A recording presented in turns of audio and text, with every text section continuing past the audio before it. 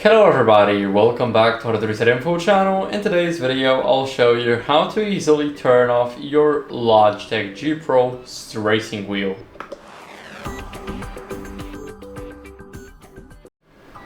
So first, as you guys can see, we have the red button here. You guys can see it on my camera, and now after we press it, nothing happens. So as you guys can see, we still can do moves on it, it will come back.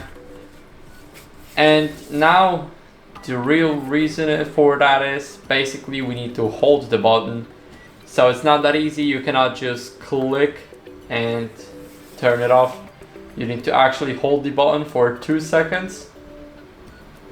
So now I stopped holding after 2 seconds, and as you guys can see, now it's not coming back, it's basically dead.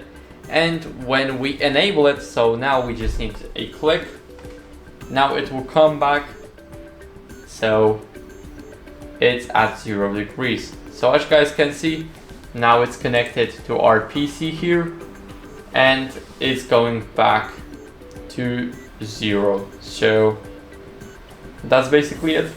I hope this video helped you, and if it did, then leave a like, sub and a comment, and I'll see you in the next one.